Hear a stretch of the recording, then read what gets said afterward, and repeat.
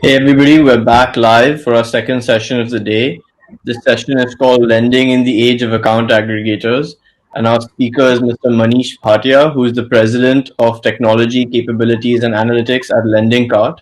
Prior to that, he was the CTO of Amazon Pay, and we're very happy and grateful to have him here. Thank you for being here, Manish. Could we please have a round of virtual applause for our speaker? Amazing.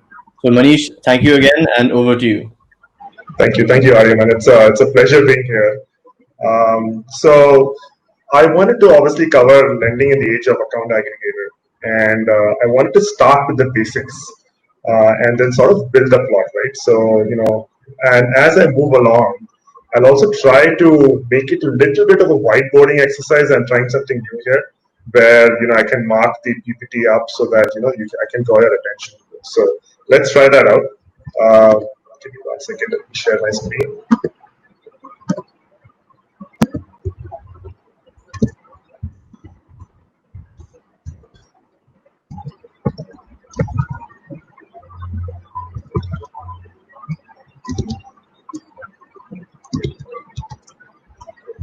Okay, sorry, that's not the one. Give me 1 second.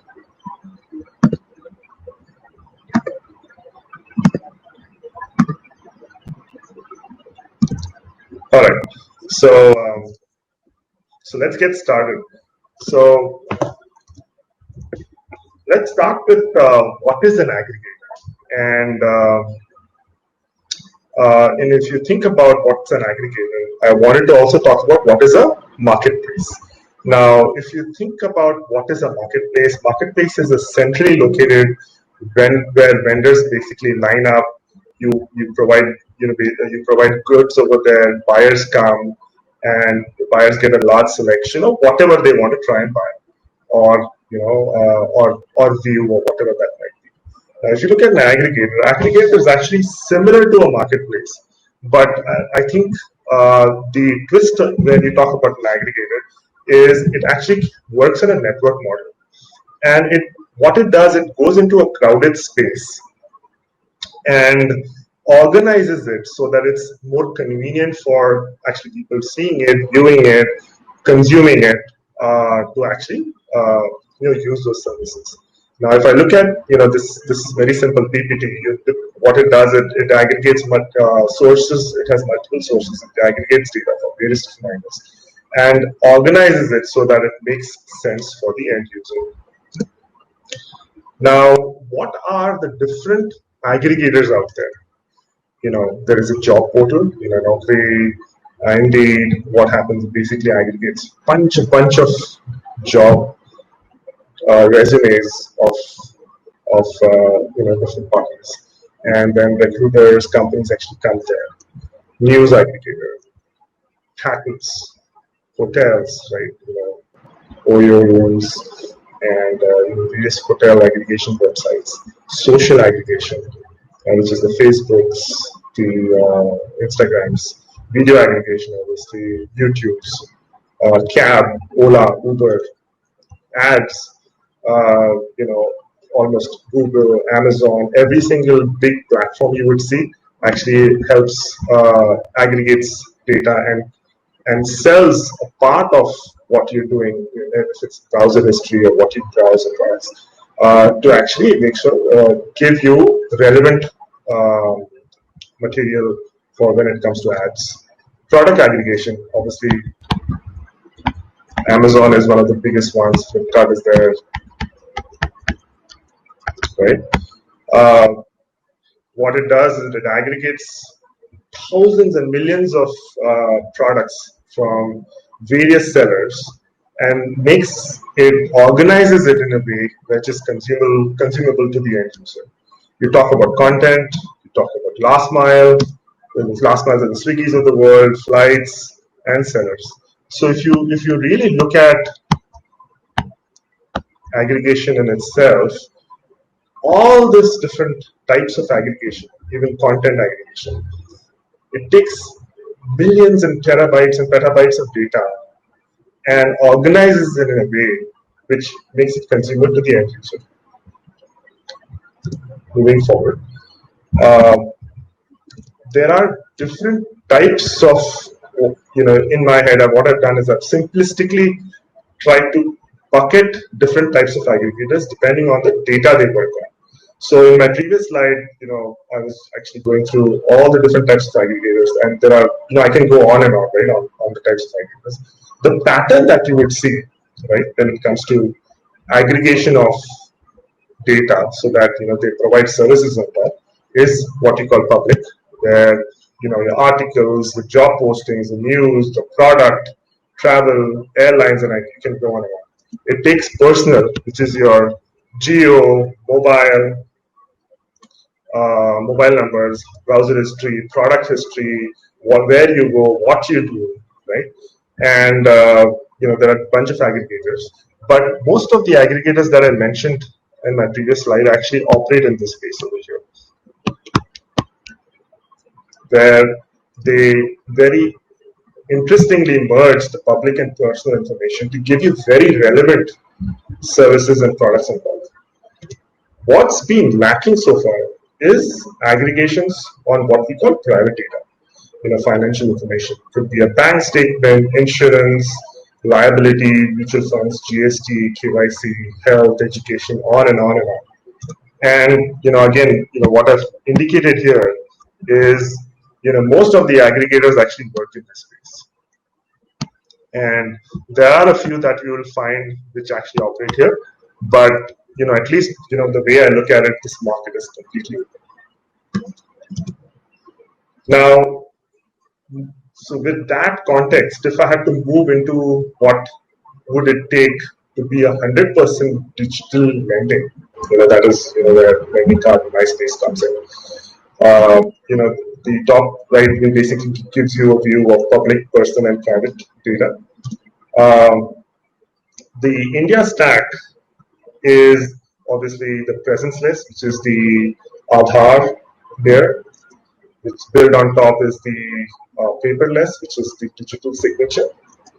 On top, obviously eNACH when it comes to lending is really important, so that actually you can draw money, the EMIs on a very regular basis, UPI and all those protocols that are being built for India first actually helps get more cashless.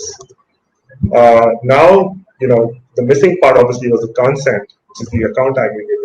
Super excited for it to sort of come in and overall help in the ecosystem. And that is where, will help us actually get into on-demand lending for, and there are various other ways of actually doing it. And it sort of opens up the space for making this entire thing 100% digital. Now I can go into each one of these and actually talk about how Lendingkart's actually doing it. Obviously, there's a lot of improvement. There's a lot of improvement that we could still do. The addressable market is there, but the penetration's been super low in some sections. But as we think about this whole stack together, I feel getting this is going to be really, really exciting. Moving on. Now, giving you guys a very high-level flavor of what lending is, right? A simplistic workflow of you acquire a customer and then moving through the funnel. You basically do credit underwriting, depending on various algorithms. Sometimes civil, sometimes the other alternate data. You disperse the loan, you service the loan, and obviously the collection part. So in cases where the borrowers are not able to actually pay back, the collection cycle starts. Now there are different types of loan products, right? There's P2P, there's balance sheet, there's invoice financing, there's crowdfunding, there's traditional. The space that's super exciting in the space is here, which is most of where the middleware comes in, right?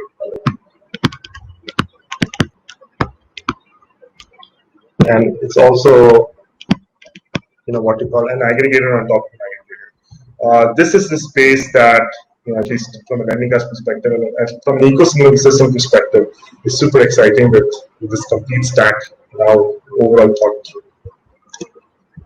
Now, I'll give you, some examples of what our learnings have been when it comes to Lendingkart. Before that, a little bit of introduction. Lendingkart's actually evaluated approximately 500,000 applications. It has dispersed more than 1 lakh loans. We specialize in MSMEs, and close to 90,000 loans have been dispersed. And being completely digital, with basically no retail footprint, we've overall been able to disperse loans in more than 1,300 cities across 29 states and union territories. So we've been in this space for the last 5 years, and there's been a lot of learning around. First is being digital, the ecosystem not being ready. There's a lot of manual stuff we had to do because the ecosystem's not there, and how we've been able to slowly, gradually move into more and more digital, as everything sort of maturing and evolving. If you sort of look at this graph, it sort of gives you a lay of the land of where we operate and how we are actually different from banks, right?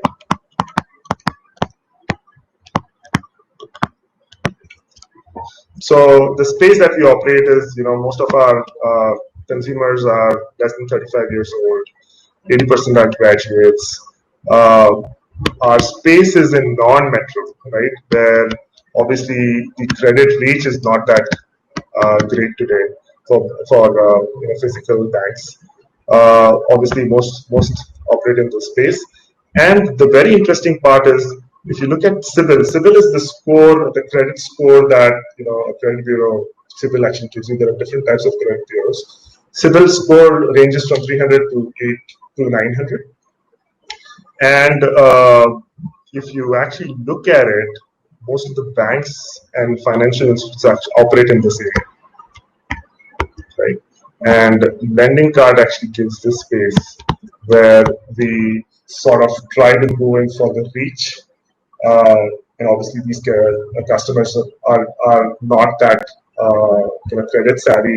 They don't have the credit footprint. So we basically use algorithms to rent them. So as we focus on micro enterprises, which is the MSMEs, if to give you a lay of the land, right? If you look at it, 30% of India's GDP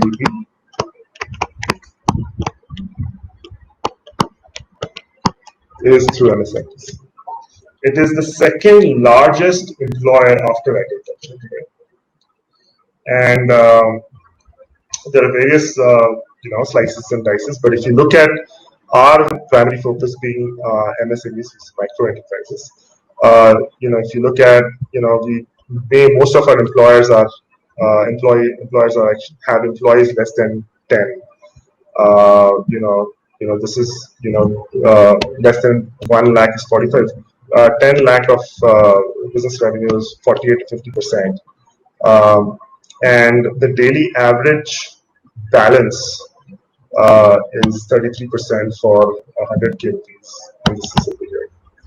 So it sort of gives you a mix of how we are different from banks and how we try to use alternate data to actually extend our reach to the credit staff's areas. Obviously, this is another one which sort of gives you overall flavor of our customers, which 48% have high resolution for apps. You'll see around 21% have more than 25 apps on their phone. The price of the phone is around this area. So why am I telling you this? Is because as we start to extend our reach, there's been a lot of learnings last 4-5 years. As we try to extend our reach, one of the learnings that we've had, right, is the bank statements and GST returns is a better indicator for credit discipline. You think about it, right? So you have the credit scores, you have the CIBILs, the CRIFs, and different types of credit bureaus. But with data, what we've been able to prove is the bank statements and GST returns have been a better area. So what Lendingkart actually does is over time, it's learned to provide clear insights into riskiness of a customer. And this algorithm that we've used actually drives the loan amount, it drives the tenure, and it drives the interest rate. So it is not one size fits all, right? And which is what, if you look at the overall space, we are in, more than 90% of India's population, and obviously MSMEs, have no access to credit. Now, for us to sort of go out and devise products which actually make sense to them, we have to get this additional information and data so that we can actually underwrite them. Underwrite the good customers who are credit staff, they need money to do their business, but are unable to actually get that from banks.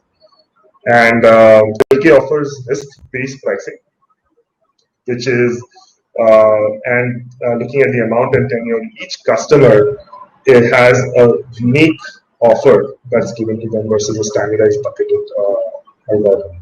Right? So, one very interesting insight I would like to sort of bring to this forum is if you dig a little bit deeper, we looked at our overall how our books are operating. The new to credit, right, which essentially means they are civil, they are CRIF, the credit bureau is almost nil to no from a file perspective, have been performing better than 650 to 700 CIBIL score. So using alternate data, we've been able to get to that level of efficiency. If you look at our credit underwriting model, 2/3 of our underwriting is variable based. Of our credit underwriting variables are actually using alternate data and not the ones that we actually just get off the shelf from CIBIL. And one of the biggest insights is with easier access to other consent-based private data, credit to underserved and deserving customer is a very real proposition, and we are super excited to be a part of that ecosystem.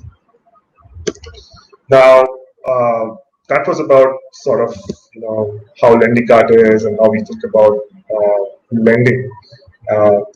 Now, if I take you a little bit further, lending opportunity in the age of account aggregator.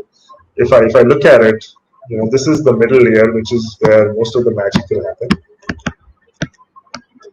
Right? And this is the workflow of a typical lending product. The FIPs is the account aggregator FIUs. Now, with access and maturity of account aggregator, now all these opportunities when it comes to market, which is currently fragmented and underserved, 90% of SMEs and consumers today don't have access to formal finance, right? And overall, improve the GDP of India, this becomes a really important focus. The factors that sort of go into is like information is completely asymmetric. We require no collateral, and the lack of documents today makes it very difficult for us to sort of lend to people who don't have credit history. The trends that we're seeing is obviously fintechs are devising models which are cash flow based and weightage on depending on the profile. But all of this, if you look at it, right, all of this trust has been the single most blocker bottleneck when it comes to actually extending to digital. So with account aggregator and the other ecosystems of India Stack, We really hope to actually engage our customers and give them the right level of access when it comes to credit. So this is where most of the magic is going to happen. This is where if I have to say, most of the fintechs, future fintechs, think big ideas is sort of going to come. Now, how do we take this a notch further and talk about what gives us access to sort of personalized and customized what we call session loans, right? Um, now, now, we talk about pre-COVID, post-COVID, so I've sort of brought that here. So pre-account aggregator, it's almost like a chicken and egg problem of thin to credit customers, right? If you look at 1.3 billion population of India, only 30 million have thick files, like some level of information when it comes to credit. 100 million have very thin files, and 1 billion have no files. How do we extend our reach? How, as entrepreneurs and engineers, developers, product managers, how do you extend your reach to the majority of the population who just still credit starved today? Today, obviously, collateral requirements of gold and property is very real. Good behaving customers are not getting access to credit because they don't have credit history. Reliance on financial statements is pretty high. You either have to have a salary slip, you have to have an ITR, and not that. I think the percentage of customers or citizens who actually file for income tax is so low. How do we get them into the mix so that we can actually give them money to do their business or whatever they will want? And the turnaround time today is really high. And essentially, the approach that we use is the one size fits all, right? So it's not a scalable approach. Now, post account aggregator, if you sort of look at it, alternate data points for evaluating the intent becomes a real possibility. Your utility bills, your telecom payment track, how have you actually done for the normal utilities that you've brought into your house, right? You might not have a great credit history, but are you a good person? Do you actually pay bills on time? Your cash flow based loans, becomes a real proposition. Customers' financial information can be fetched, your banking transactions, GST, insurance. Instant sharing of data becomes a real possibility, right? Currently, the turnaround time, which is that for our customers, for them to sort of mail the different documents to whichever lender they are working with, is in weeks today, right? With this overall setup of India Stack, it can be minutes, right? Super excited about this. And need-based offering. So now let's not think about one size fits all, right? What's the need of this customer? Is he a good customer? Is he an okay customer? Does he know? Does he understand that what does it take to actually have a good credit history?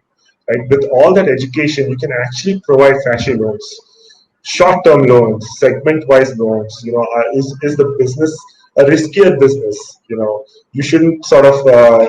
You probably want to get to a stage where you're able to charge different interest rates depending on the risk of the business versus overall risk of being lending, right? How can we get more fine grained about these things, and obviously risk based premium pricing. So if I compare pre account aggregator and post account aggregator, these products and possibilities are real, right? And this is where this is sort of becomes the enabler for the reach that you're sort of looking for from a lending standpoint.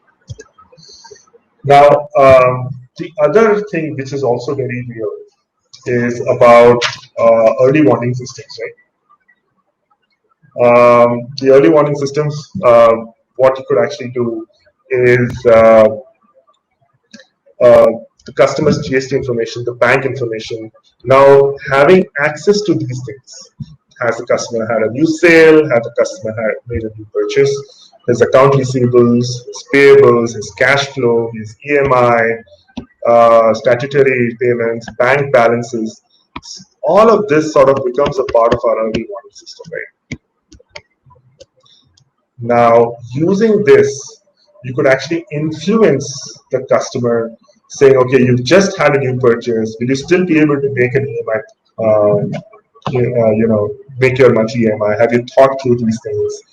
The strategy of collections could be different depending on, you've access to some of the bank information where when to draw funds. You could actually reward the customer and give the customer top-ups for a customer who's credit savvy, is doing all the right things. So again, my point being, with access to private, consent-based, secure data, there's a real possibility of reducing the TAT, giving a great customer experience, and extending reach of credit to all the understaffed, customers who've not been able to get access to credit. Now, sort of bringing everything back, right? So, so if I look at the account aggregator, obviously, financial, health insurance coverage, liability becomes a real possibility. What comes out is a personalized loan. So this thing over here, I think there's huge opportunity when it comes to create additional account aggregators on top. There's an account aggregator here. There's a huge possibility to create different aggregators, which is fintech aggregators, I would say, right? And fintech aggregators would, in turn, actually organize these different parts of information, where consuming it becomes much more easier, so that you could actually give personalized lending products to the vast majority of Indian populations who currently have little to no access to credit. So super excited about overall this space, and just reflecting back to from a Lendingkart perspective, we've been able to sort of stretch and be more and more digital, but having access to some rich data is something that we would really be able to innovate about, and hoping that a lot of think big is going to be coming out of this space. So I guess that's it from my side. Thank you so much. Awesome. Over to you. Thank you so much, Manish. That was great. I think everybody really enjoyed that. And we have a few questions. So, guys, please put your questions in the questions tab. And Manish, if you could answer the questions which are most upvoted first, that would be great. Absolutely.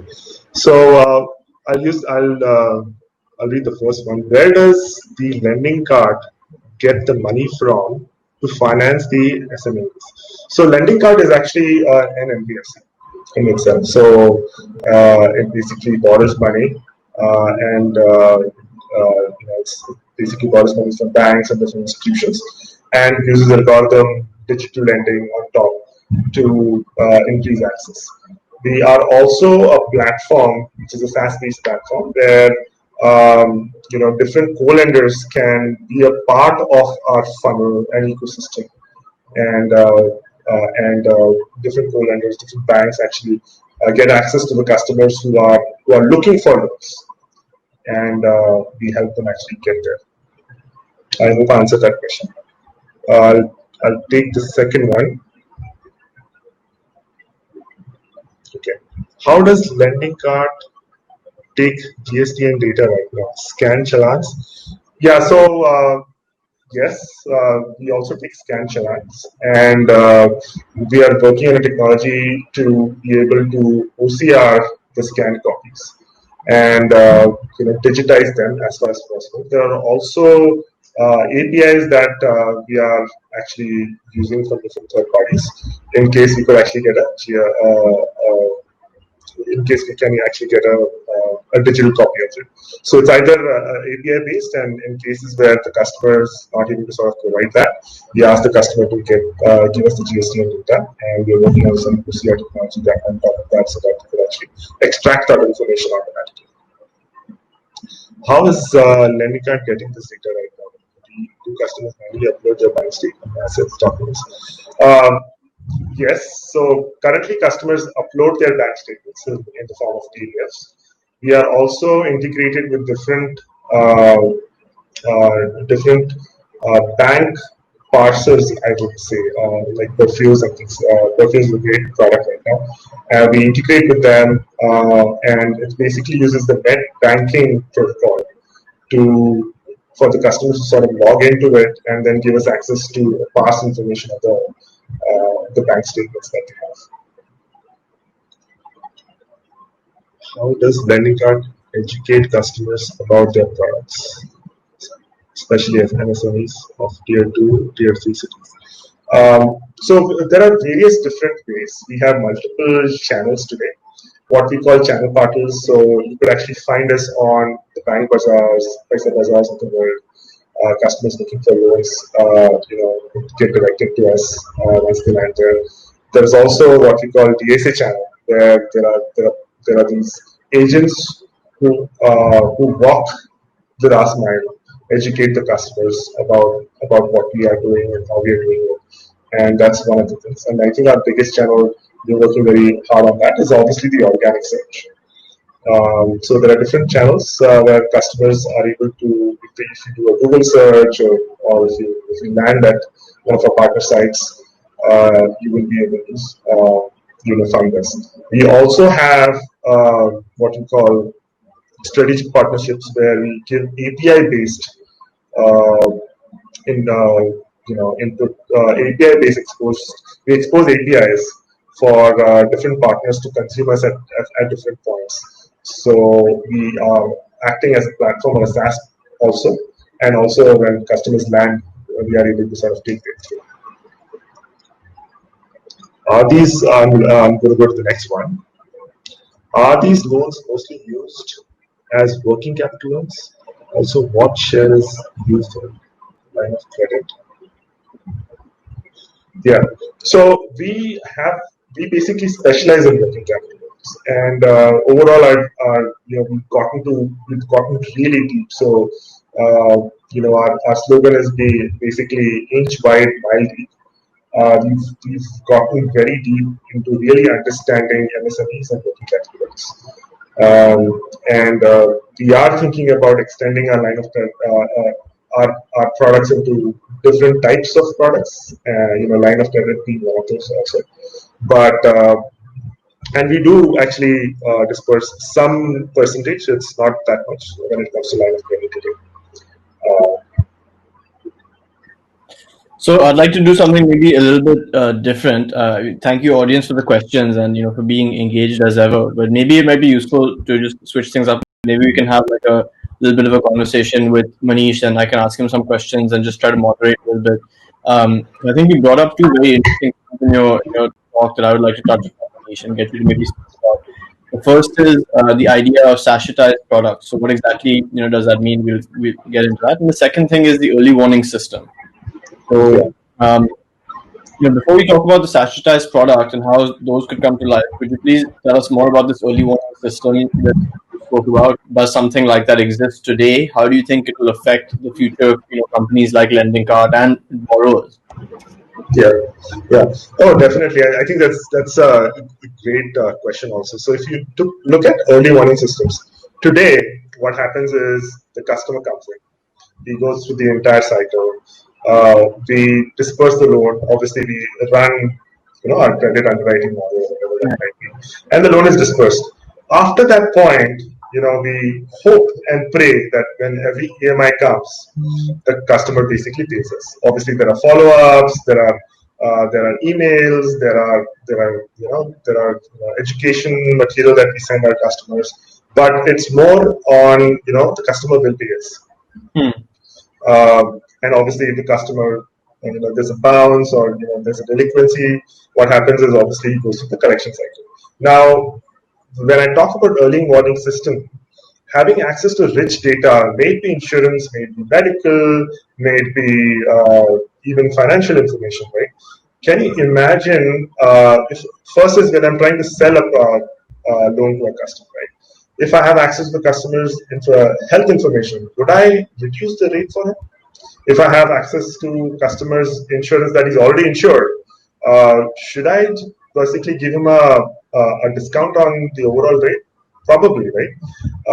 So that basically seems that the customer is much more of a mature customer. He knows how to sort of operate. He's more responsible. So, obviously you want to give those benefits to customer back. Right. And once the loan's actually dispersed, right, how do we keep a handle on, is the customer actually taking many more loans, than he can actually afford? Or, is he buying new property? Sometimes, the customer, there's a fresh bounce where the customer actually is not able to pay his EMI. And when we try to draw the e-natch or the payment actually bounces, right? So is there a timing issue of, the customer actually gets most of his, payments on the 5th versus, the EMI is actually scheduled for the 3rd. So all these early warning systems are a great asset to actually devise a product which is very fine-tuned the customer. So, for example, maybe, if someone withdraws all the money into cash, then that's like a red flag for, maybe the lender to begin the collections process or just get in touch with the customer. Or there can be a number of red flags, right? If the customer goes and spends money on like a gambling website or something, maybe you want to get in touch with him. So I want to ask you something about the pre-account aggregator world. This is my understanding. Please let me know if it's correct. So banks typically, if you try to get a loan from a bank, they'll say, okay, we'll give you a loan, but you need to open an account with us, right? And the reason why they do that is presumably to have visibility over the funds. How are the funds being used? Have some, as you said, an early warning system of their own.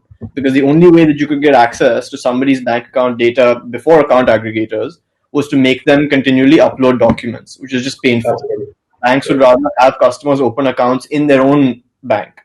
So now, and two questions. The first is that as an NBFC that cannot necessarily dictate which bank account, or not that you can't dictate, but you don't have your own bank accounts basically. How would an NBFC like Lendingkart get that data? Like when you pre-account aggregators, when you gave a loan to someone, how would you get monitoring of their bank account before account aggregators? Well, you cannot, right? And so monitoring could be you can actually send a customer a link, and then he would actually sign up through net banking and provide us the data or upload his PDF. And it's more of, can you please do it? Can you do it? So it's not a very scalable approach anyhow. And if you have to sort of disperse thousands and thousands of loans, this doesn't become a scalable where you have to have an army of people actually trying to call and reach their customer. Now post account aggregator with the right concept and with the right rewards to the customer also, right? It's not just the rewards. If you're a good customer, you're paying on time, you have all the right intentions. Overall companies, NBFCs really want to work with the customers to make sure they're able to pay. They're able to actually get access to credit so that they could actually do what they really want to do.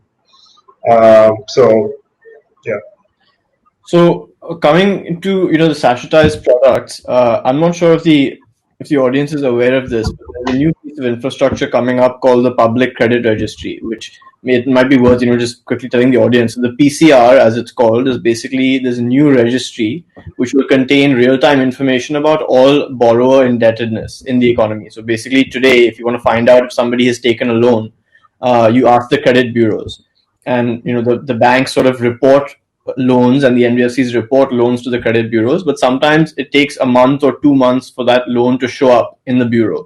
So I could take a loan today, and tomorrow I could go to another company and request a loan, and they won't know that I've already taken a loan. And obviously, they don't want to lend to somebody who's already taken 10 loans because that guy is now super indebted.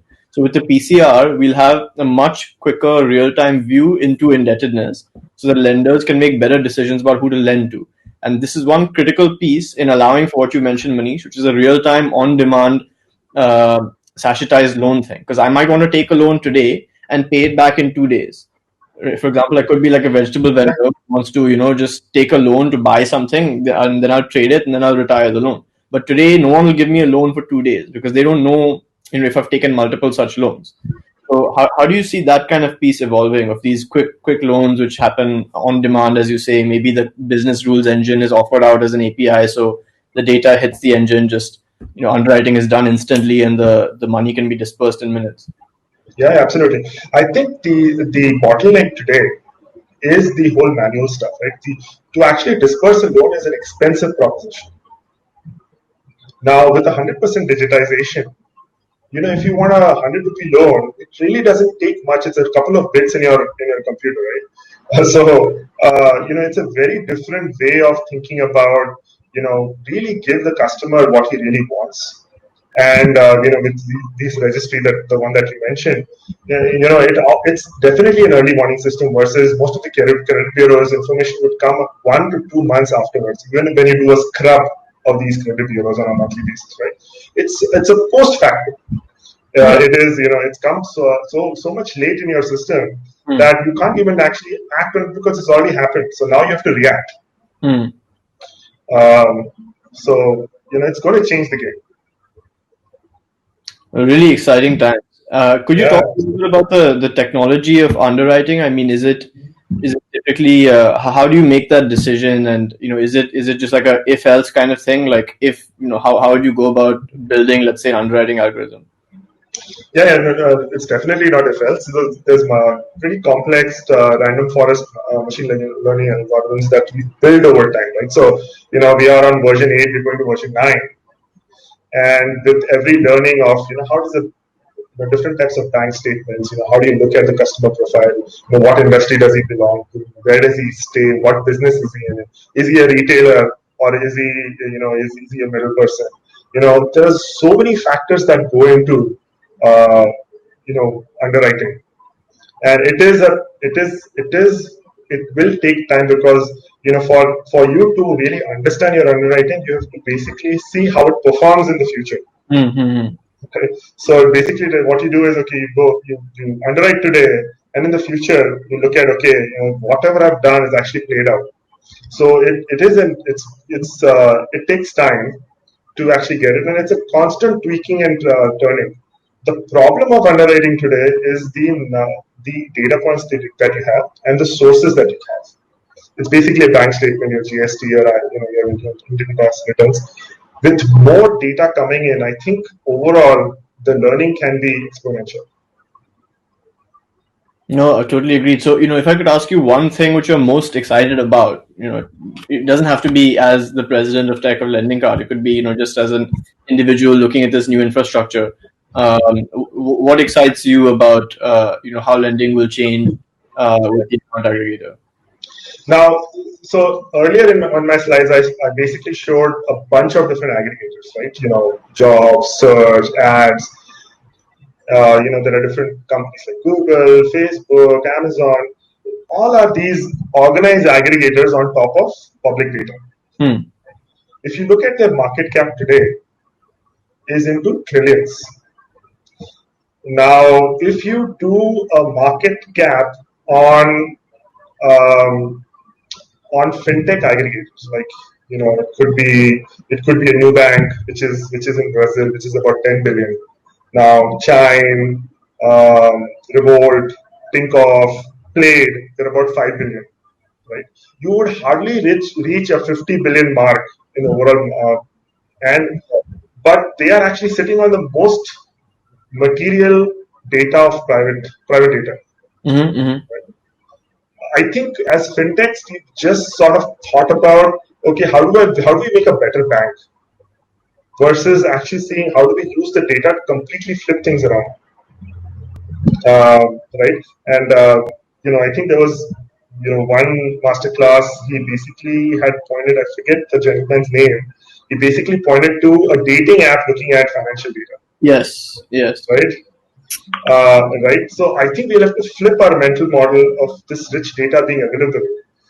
How do we actually aggregate this information through something meaningful? Yeah, that's a great point. Yeah. Just in my mind, the two big things that, one we're talking about now, which is lending or financial services more broadly, right? Like using data to give people access to better financial services. But marketing is also such a big use case, right? It's an ocean. Like today, that industry is huge, and they would kill for this kind of data. And it Yeah. doesn't have to be at the expense of the customer's privacy. The customer can be part of that value creation. The customer can get targeted with better quality, more personalized offers, which could actually work out. Right? In India, we know everybody loves a discount and loves a special offer. So I think many people would agree to sharing some data about themselves in return for those kind of things.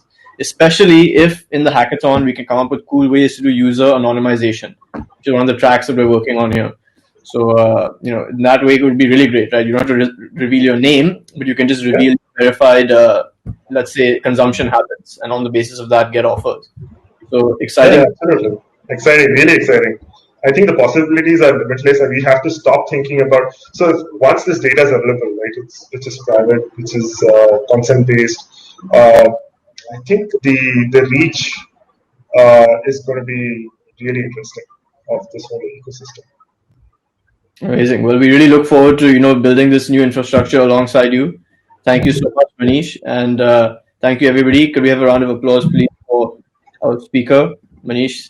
Thank you very much. We'll Thank be you. back at 5 p.m. for our next talk on machine learning and AI in the world of account aggregators. Manish alluded to one of the algorithms which they use, random forests. So maybe we'll see that featured. Maybe we'll see some live code. I'm not sure, but I'm excited for the next talk. So thank you once again, Manish, and see you everybody else in 10 minutes. Thank you so much. Bye bye.